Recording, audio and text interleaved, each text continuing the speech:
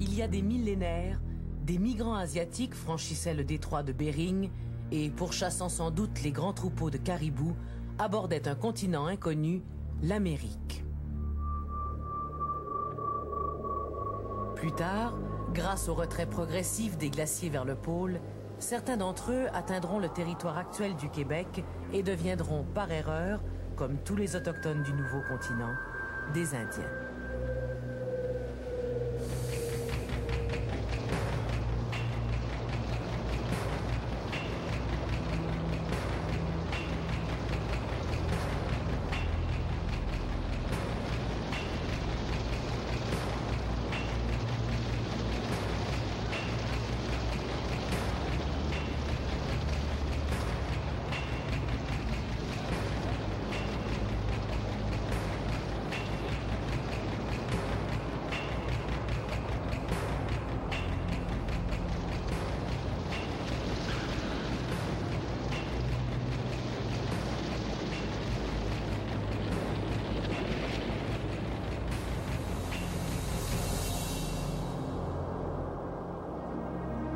D'autres millénaires passent.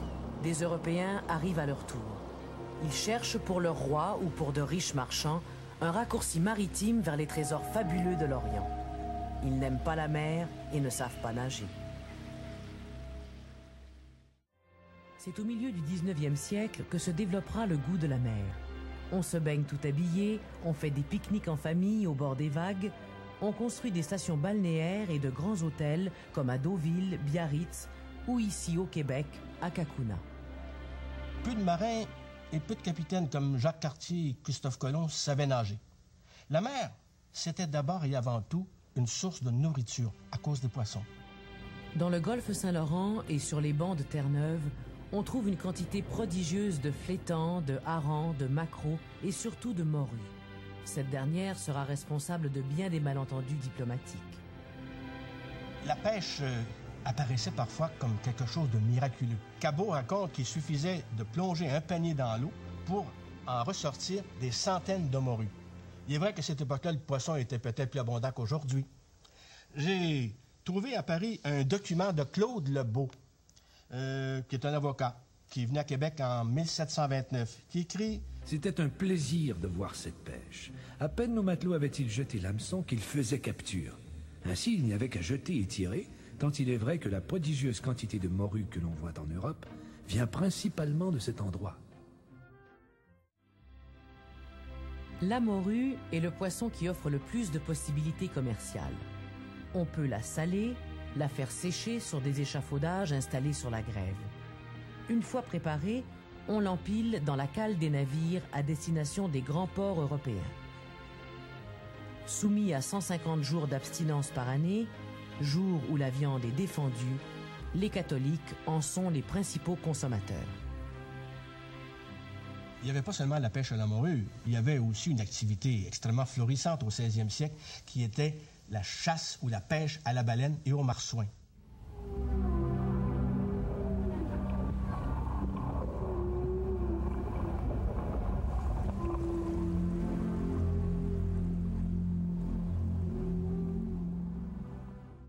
Au VIe siècle, un moine irlandais nommé Brandan part à la recherche d'une île inconnue pour y fonder un monastère et, dit la légende, découvre l'Amérique.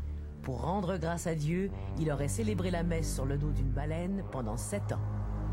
La mer, certains croyaient que c'était un reste du déluge. Puis Saint-Augustin qui a dit qu'essayer de percer les secrets de la mer, c'était presque un sacrilège. Au Moyen Âge, on craignait la mer parce qu'on la croyait habitée par des monstres hideux et carnivores. Aujourd'hui, ces monstres nous paraissent bien peu menaçants.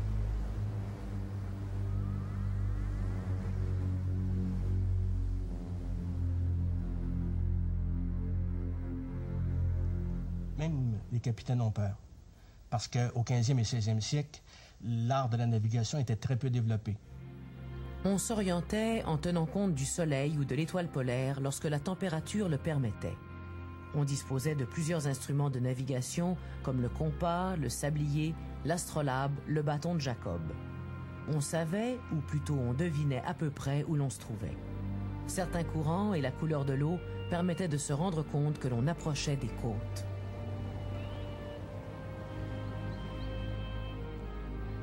Quels pêcheurs sont arrivés en premier dans le Golfe?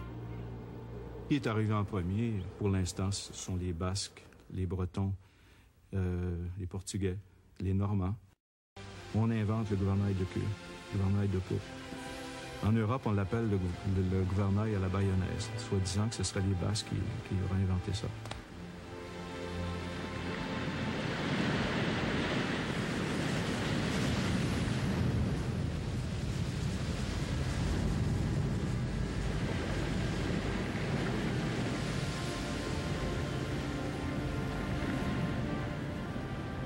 Un navire, c'est un peu la toupie du temps.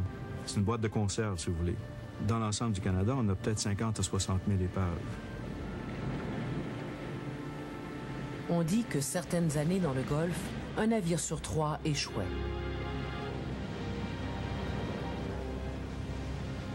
Le plus favorable de ces voyages m'a donné plus de cheveux blancs que tous ceux que j'ai faits ailleurs. Dans tous les endroits où l'on navigue ordinairement, on ne souffre point et l'on ne risque pas sa vie. Donc, les naufrages ont fait partie de notre histoire de façon très intime, si vous voulez.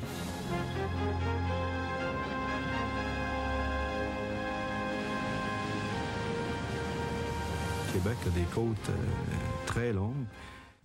On disait autrefois, dans beaucoup de récits, que le fleuve était finalement la plus grande muraille que pouvait posséder Québec pour se défendre. Une autre muraille, c'est l'hiver. Il arrive souvent que les navires s'attardent le long des côtes et soient surpris par les glaces. L'équipage doit hiverner de force et lutter de longs mois pour sa survie.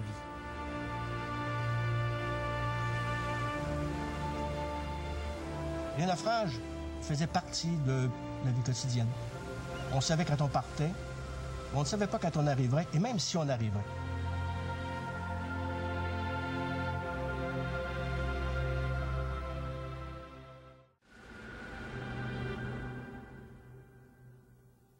À l'époque de la Nouvelle-France, pour ceux qui avaient décidé d'émigrer au Nouveau Monde, l'attente était parfois longue. Il fallait d'abord se rendre au port d'embarquement.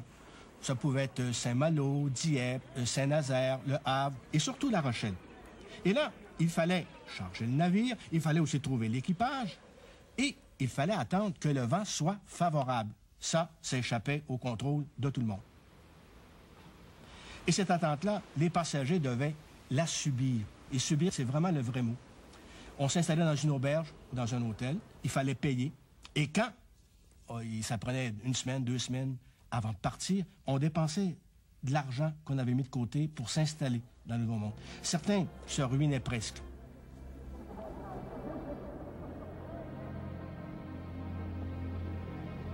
Lorsque le vent était favorable, c'était le capitaine qui donnait l'ordre de partir, parce que c'est lui qui est maître à bord, maître après Dieu. On ne savait pas trop combien de temps durerait la traversée. Celle de Jacques Cartier lors de son premier voyage, 20 jours. Mais par contre, un siècle et quelque chose plus tard, Jean Talon prend plus de 160 jours. La traversée moyenne, 2 ou 3 mois.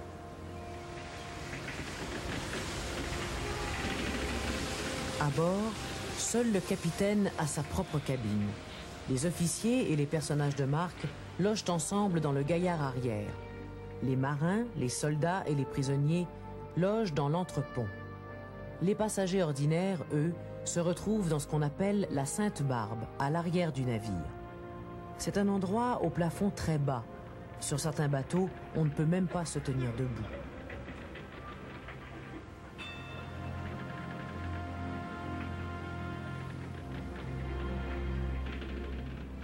Nos ancêtres étaient certainement les plus mal logés. Il y a des passagers qui ont laissé des témoignages sur la vie dans la Sainte-Barbe. Il y a le jésuite No, entre autres. La seule vue de la Sainte-Barbe où nous devions coucher pendant la traversée nous déconcerta tous, moi le premier. C'est une chambre où l'on voit suspendus en double rang des cadres qui devaient servir de lit aux passagers, aux passagères, aux officiers inférieurs et aux canonniers. Il y a aussi le témoignage de Mère Cécile de Sainte-Croix, qui est une Ursuline, qui fait la traversée en 1639 avec Marie d'Incarnation. Le vaisseau était tellement agité qu'il était impossible de se tenir debout. On était contraint de prendre les repas sur le plancher et tenir chaque plat à 3 ou 4 personnes à la fois. La plus grande partie de nous était tellement malade que nous étions plus morts que vifs.